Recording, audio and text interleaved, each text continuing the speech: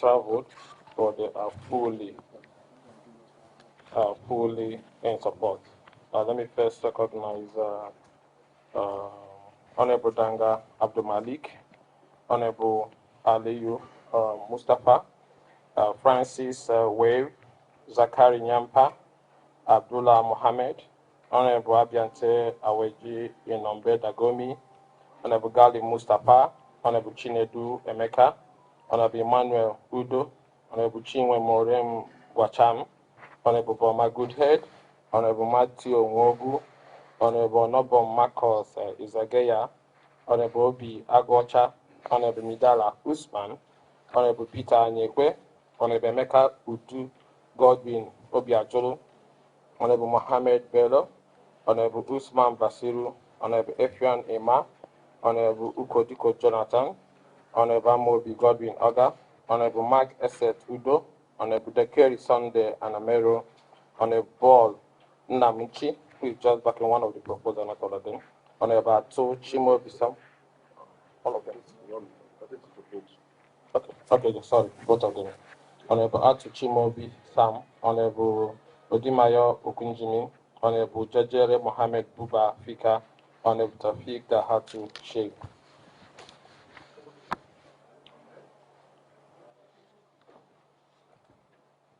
We are a group of reform-minded lawmakers committed towards using the instrument of lawmaking to reform Nigeria and our political process.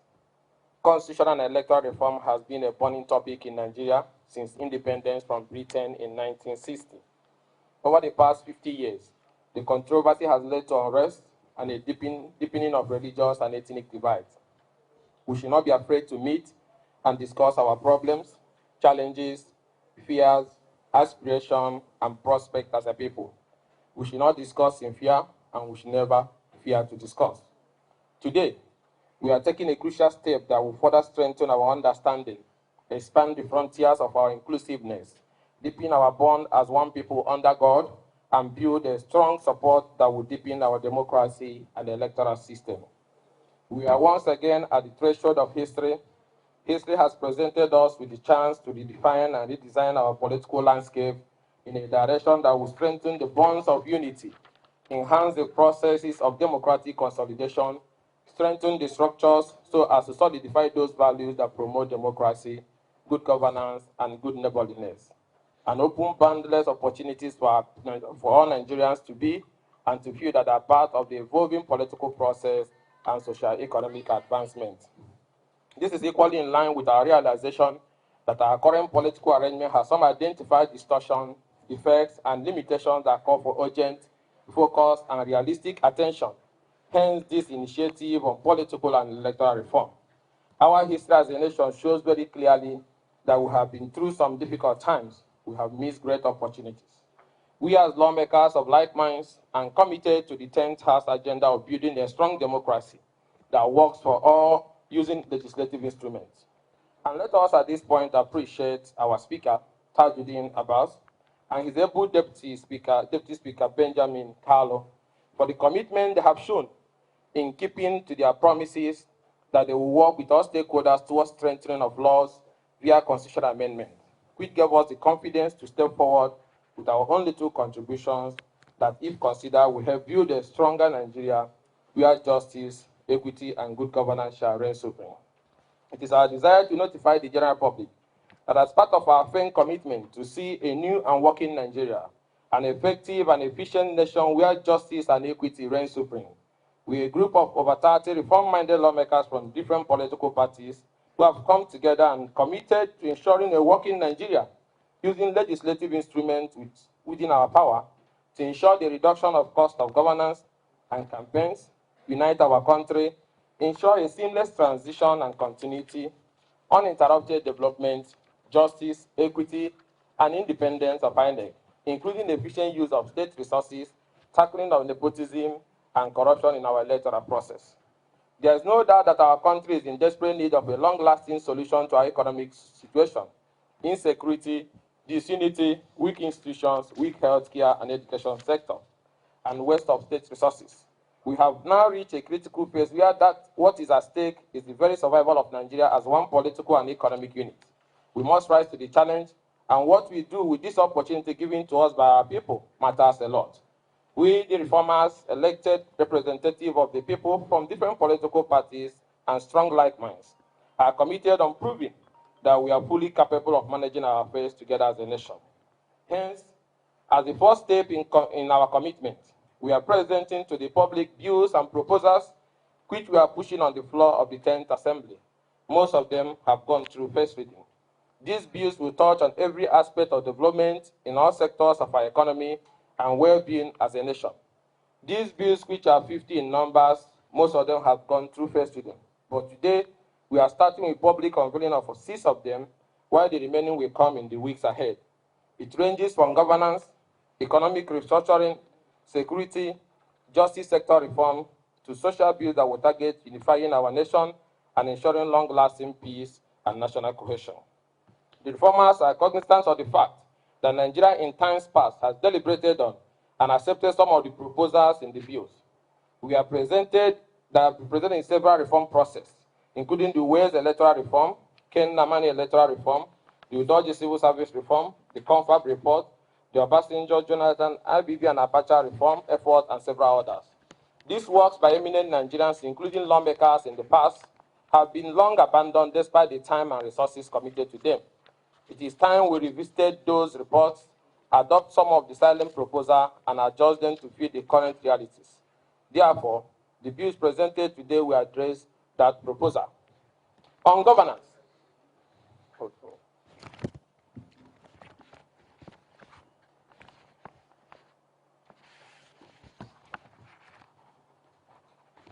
On governance and political restructuring, we are seeking alteration to the 1999 Constitution as amended, with the bill that have gone through first reading, seeking to amend the Constitution of the Federal Republic of Nigeria to create a single term of 6 years for the office of the President and state governors, recognize Nigeria's 3 geopolitical zones, and provide for the rotation of the office of President, state governor, and local government chairman among the inherent regions and zones, and also to provide for elections in one day. Now,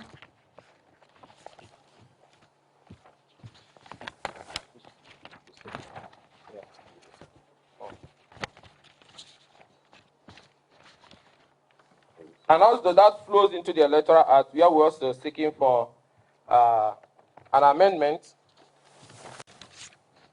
to provide that elections to the offices of the President, state governors, National Assembly, state houses of assembly, and FCT area council shall be conducted simultaneously on the same date, which is to be determined by INEC in consultation with the National Assembly. What we are seeking here is that instead of wasting money going for elections from one Saturday to another, that the country can gain more if all elections are held in one day. The advantage in this is that there's going to be high turnout of voters on election day. There's going to be high level of vigilance from voters. And once the first result is announced at the lower level of the elections, the accreditation remains the same and cannot change by the time you get to the presidency. So single-day election will save us resources, will bring more participation, and will ensure the credibility of the electoral process. Also,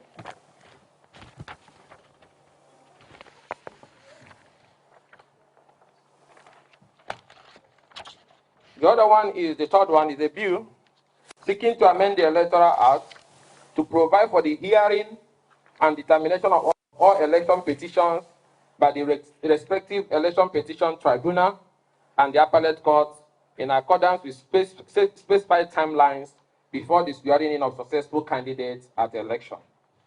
And also, a 14-day deadline for issuance of CTC of election materials to petitioners after the announcement of the result.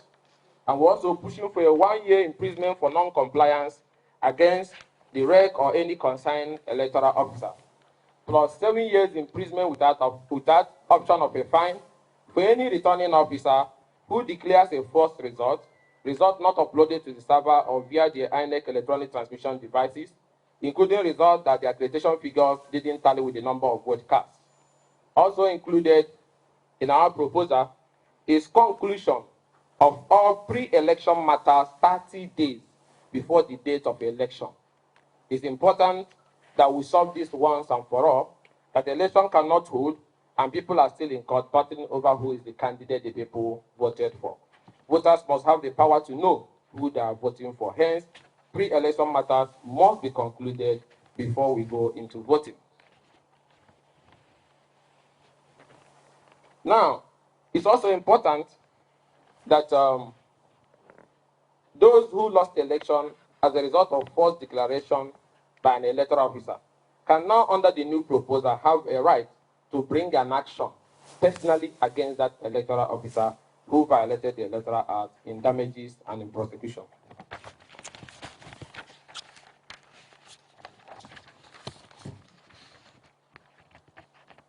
Now, the key highlights of this political and electoral reform, like we have just read, is focusing on, like I said before, we have other ones on economic reforms, social reforms, and so on and so forth, which are going to come later, but we're taking up with this, is that this energy we spend in battling over which of the zones should produce, issues of inclusion and so on and so forth, and the attendant costs can be waived if we all agree that power should rotate between North and the South and among the 6 political zones.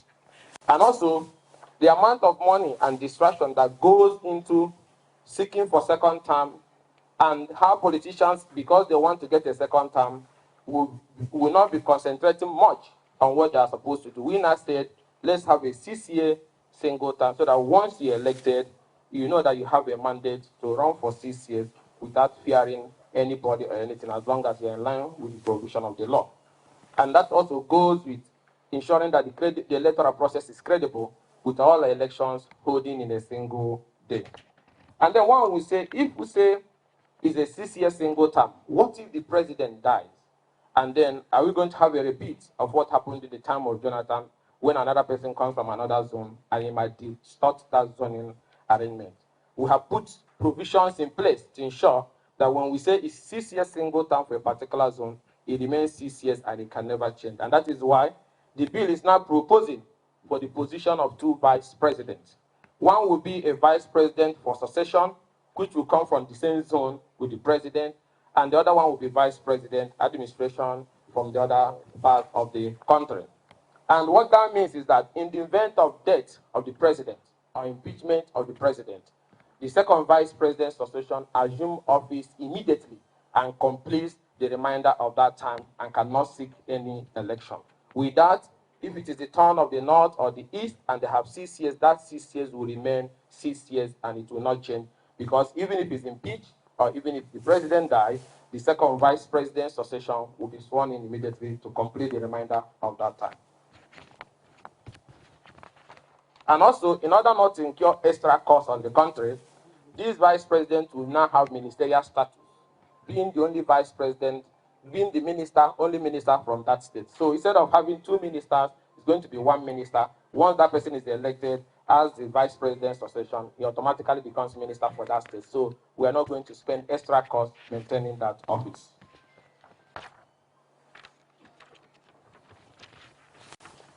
And also the issue of financial autonomy and accountability of local governments is also to ensure that that is equally in place. That we also have the bill also.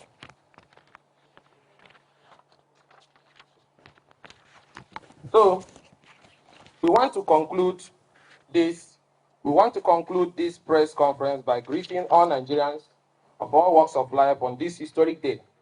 Our men and women in the different sectors of the economy, our vibrant youths, persons with disabilities, our law enforcement agencies, our traditional rulers, political leaders, fathers of our communities and custodians of our cultural heritage, our religious leaders, custodians of faith and morals, our effective civil society organizations, and the media. This task ahead of us is huge and cannot be achieved without you. It is a task for all of us. Our work does not go beyond taking the initiative to get them into Parliament. To ensure that the bills are successful is on all of us. Call up all your representatives in the National Assembly and solicit their support for 6-year single-term presidents, rotation of the presidency between North and South and among the geopolitical zones, all elections in one day, and also, more importantly, to ensure that all those who lose elections and seek for certificate or certified true copies gets that within 14 days. And also to avoid a situation whereby you'll be seeking for these documents and the time for filing your petition elapses. So such things will not happen again if we go by this proposal. And to make sure that it's mandatory and compulsory that election results must be electronically transmitted. And whosoever transmits a result or announces a result that is not electronically transmitted or the figure does not tally with the total number of votes cast is going in for 7 years imprisonment without any option of fine. Lobby, participate in the hearings and use of all manners of platforms, digital media, social media, traditional media, to advocate for the passage of these critical reform bills. Ours is a commitment to building a united, stable, and prosperous nation. And with your contribution, cooperation, and support, Nigeria can and must become a great and modern nation. With true conscience and determination, let us join hands and rededicate ourselves to the service of this great country so that it will be a place we can be proud of. We cannot afford to fail in this task, and by the grace of God, we shall succeed.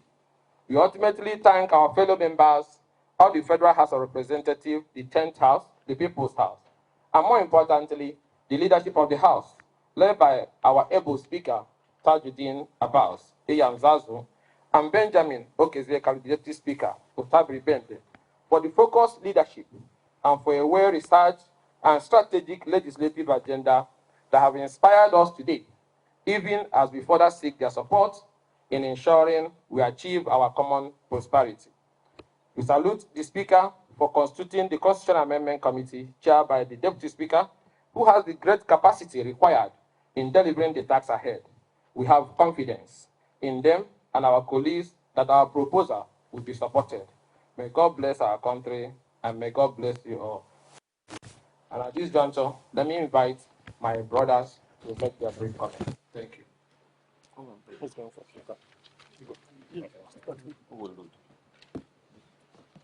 Thank you very much, gentlemen of the press, my wonderful colleagues. You all will agree with us that our proposal is based on very detailed research in attempting to cure defects that we all are very much aware of. Like we often say, the law is like a living thing. It could die, it could be sick. And in appreciating the fact that these laws requiring amendments are obviously sick and requires medication, we will not pretend not to have known the several agitations over time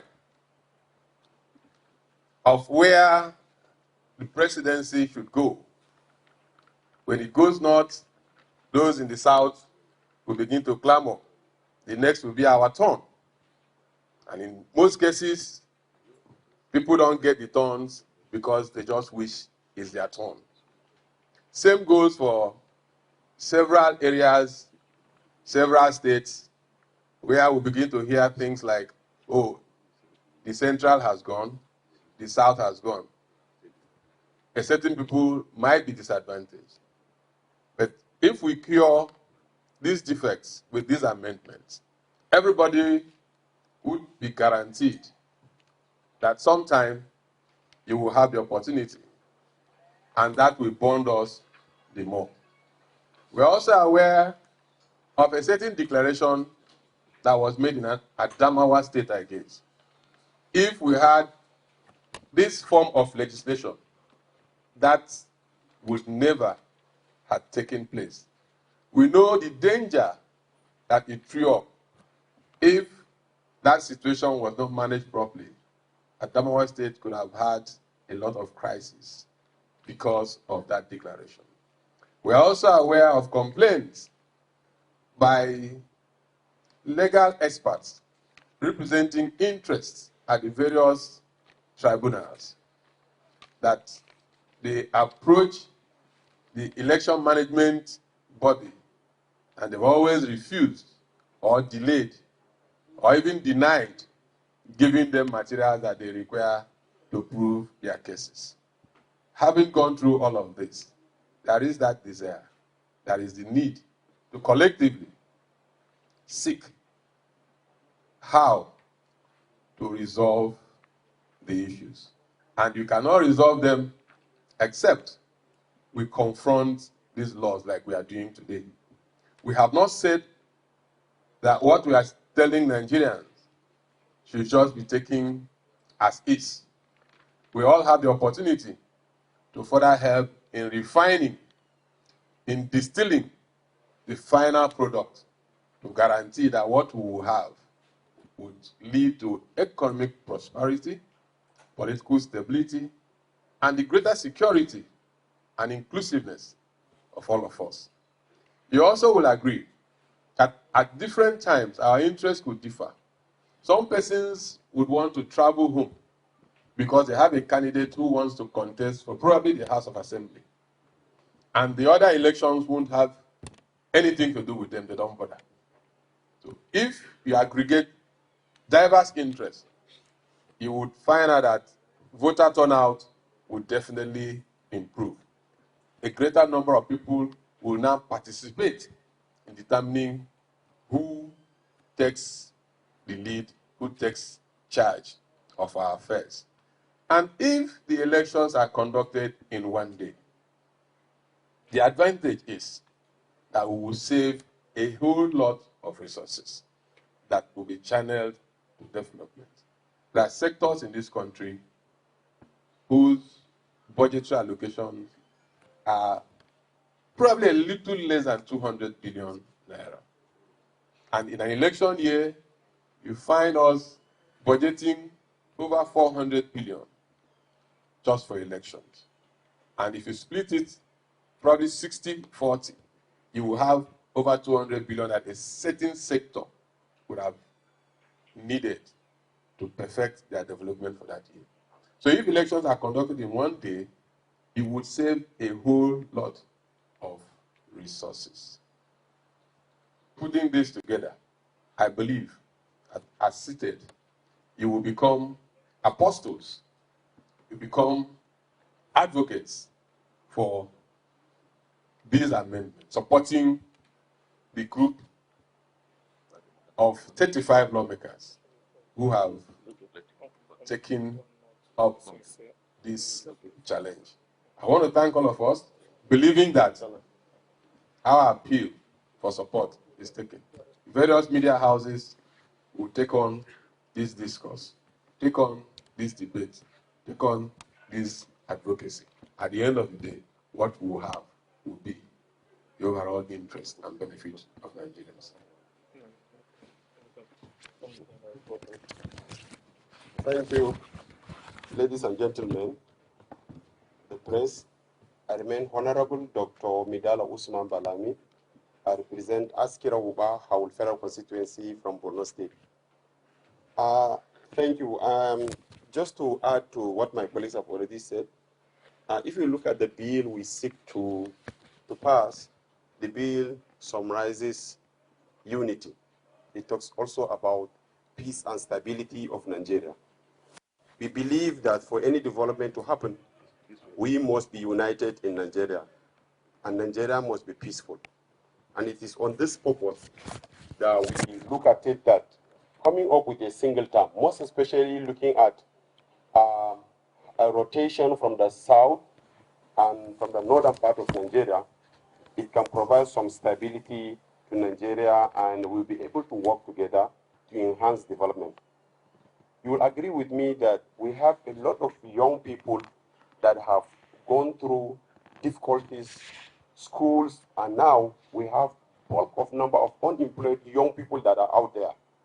We have human potentials in Nigeria. We must harness these potentials. the world is ruled by ideas. And these ideas, we must be able to harness these ideas to be able to trigger and facilitate the development of Nigeria. And that is exactly what we want to tap. We want to ensure that all potential of young people is utilized. That is by providing opportunity for a rotation from the presidency to the governorship and to local government election. Given this full participation, you will understand that people will have roles to play at different levels, and Nigeria will be better off. We cannot continue to do the same thing over and over and expect different results. And that is why you see these committed reformers are here to say, let's think differently.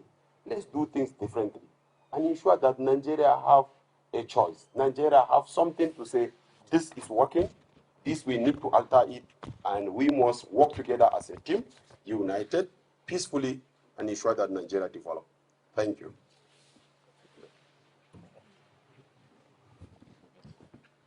Ladies and gentlemen of the press, my name is Honorable Professor Paul Nnamdikanu.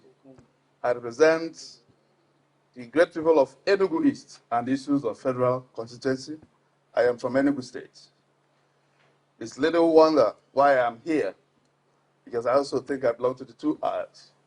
I haven't come from the academics into this, the National Assembly. I also want to tell that what we are here doing is to tell the world that our economy, our progress, our good governance is tied to good and effective and transparent election. If we don't have good election, there's no way you can give what you don't have. If you come by bad election, you give us bad election because you want to sustain what you come in with. The people of the country are tired of the vicious circle. Every year electoral reform, and we have reformed nothing. We want to focus on the outcome now, and also the process. But also to get a good outcome, you have to have a good what? Process. In this case, we want the election to be held the same day. That is one. And the second one is that over-focus, overindulgence in re-election campaign has dealt a large blow to the country, where every day, every time one is elected, he leaves governance and move on to politicking from the first day.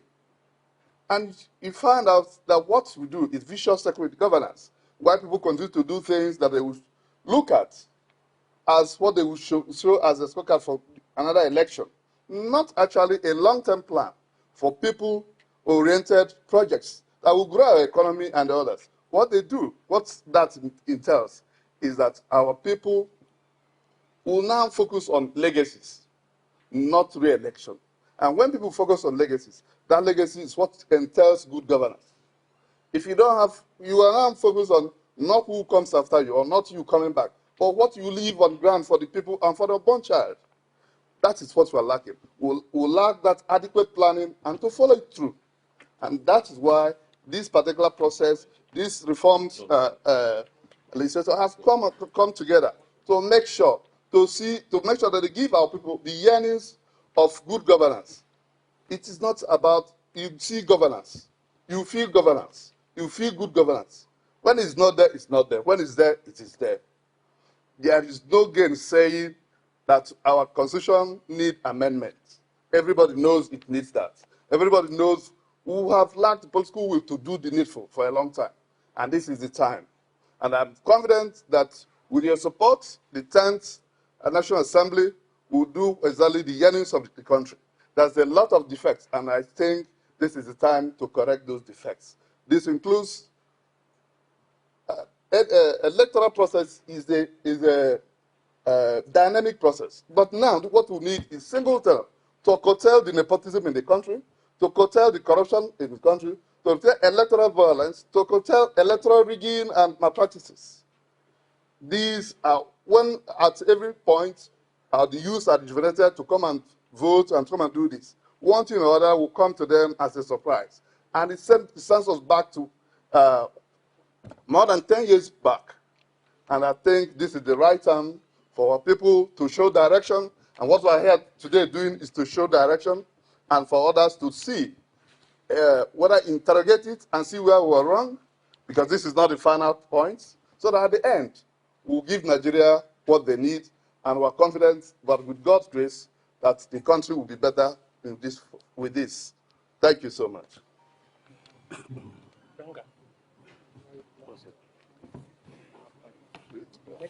Thank you, gentlemen of the press. Actually, if you look at what's happening today, it is bringing Nigeria closer to being what Nigeria should be. By the way, my name is Honorable Attorney Matthew Nwogu. I speak for the people of Abombise, Ngopala Federal Constituency. I am from Imo State. Now, why has it taken us so long to come to this point? It is simply because when you recycle, at a point, the products can never be useful anymore. You have to throw them away and bring in new products. That is why if you are involved in recycling, at a point you don't need those products anymore. Nigeria needs a total holistic change in terms of our electoral process. My colleagues have enumerated many of the reasons why we are doing what we are doing. But most importantly, if one is elected and he knows that he has a term of 6 years, he will perform for the 6 years because he'll be interested in his legacy. But these elections every 4 years makes it difficult for people. They perform for 2 or 3 years, believing that we have this thinking span that says, okay, he has performed. Then the next 4 years, they do whatever they want to do and go because you have already elected them. But if we make it a 6-term, single term, people will start working from the first day until their last day. Secondly, our elections being held the same day seizes these scattered elections where undue influences causes the outcome. In most elections that are scattered, the government in power carries the day. So we must come to a conclusion how everybody will be brought back to the table. All these scattered elections brought back, Nigerian elections held the same day. That way there will be no undue influence. People are no longer voting people of their choice. Those in power now carry the elections the way they want, simply because the challenges are there, but they are in charge of the security and other apparatus of the electoral process. That is the more reason why we must bring this thing to the table. Let Nigeria begin to behave like those countries that are democratic. If there are going to be scattered elections, let it be as a result of impeachment or death, but not because an electoral umpire or the court ruled that you are the governor on this particular day. From that particular day, you are sworn in. And then they will discount the number of days that the election was held. So your term starts running from that day. What that means is that if you are in power, you control the state.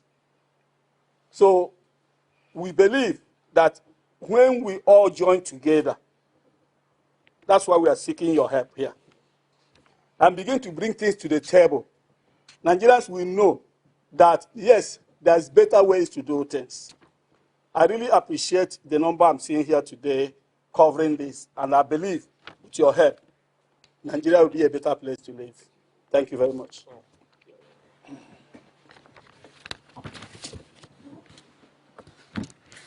Thank you, my honorable colleagues. Good afternoon, gentlemen of the press. I think all have been said by my colleagues, but there are some salient points I want to, bring out. The rotation we are conversing for in the federation between the North and the South, we want it to be taken down to the states where the senatorial districts too, the governorship will be rotated between the 3 senatorial districts of each state. Those of us from Kogi State and Benue State, for example, knows what is happening in our states, if not by divine intervention. There are people from my own zone and from the Kogi Central that we were able to have it after 16 or so years from the other senatorial district. I'm sure those of you from Benue State know what is happening. If this can be accepted and adopted in the new coming constitution that is being proposed, the reviewed constitution, it will bring harmony and more development to those states. Secondly, you all agree with me, especially those of us in the National Assembly, we went through hell before some of us are sworn in, and some members lost out. The harrowing experience of going through court processes. After you are being sworn in, you will still be in court. Some people have spent 6 months before they were pushed out by the courts. We are now saying let all these processes be concluded before members are inaugurated or sworn in, as the case may be. All this we are doing in the interest of the public, of the Nigerian citizens. One, if all elections are held in the same day, it will reduce cost. Two, if all electoral matters are concluded before winners are sworn in, it will reduce cost. Some members have been paid. Some people have taken benefits before the court will tell them to go back home. And that is still telling on the lean resources of this country. So I want to urge you all, let's take this home. Let us look at it, dot the T's, dot the I's and cross the T's. And Nigeria will be better off for it. Thank you all. Good day. Let me start by appreciating Honorable Aliyu Mustafa from Kaduna State, Professor Namchi from Enugu, Honorable Danga Abdulmalik from Kogi, Honorable Matthew Nwogu from Imo, Honorable Sagi Koki from Kano State NMPP, and Honorable Midala Usman from Borno State, on behalf of the other 35 members who are co-sponsoring the bill. And for some of you that are joining us live, today was a public unveiling of draft proposals that were presented on the floor of the Parliament that will be coming up for second reading and to seek the buy-in of Nigerians and our distinguished colleague. And these bills are centered on the following foundation: a single tenure of 6 years, rotation of power between North and South and among the geopolitical zones and the senatorial zones for the governorship, and also single tenure for the presidency and single tenure for the governorship 6 years, removing the billions we spend in re-election and the uncertainty it brings to the electoral process, plus the corruption it also brings. And also, we are seeking for all elections to be conducted in one day, reducing the cost of conducting election, getting more citizens involved on election day, and reducing to the barest minimum the possibility of rigging, because you will have those interested in the presidency, in the governorship, in the state assembly, in the national assembly, in the local government, all turning up to vote for their different candidates. Each of the polling units will be populated, and that can help to provide a lot of defense. And we're also pushing for all pre-election matters to be settled 30 days before election to avoid the situation that people are sworn in and we are still in court on who is the candidate of that political party. And also that post-election litigation should focus only on the outcome of the election, not on the things that happen before the primaries, because those things does not matter once the people makes their decision. And that is why before the people make their decision, all pre-election matters must be settled. And also post-election litigations must be decided before the person is sworn in. That means you are tinkering with the timeline for the election to give room and accommodate the fact that every litigation must be addressed before swearing in. And also mandatory transmission of results, and 7 years with option of no fine for any electoral officer who makes any announcement of a false result that is not in tandem with the result that is expected to be electronically transmitted from the polling unit alongside the accreditation. And also trying to legalize the innovation by INEC, where the dashboard also has the number of accreditations popping up automatically, different from whether you transmit or you don't transmit. This will also help for us to automatically know the total number of people who voted in that particular area. With this, we come to the end of our briefing.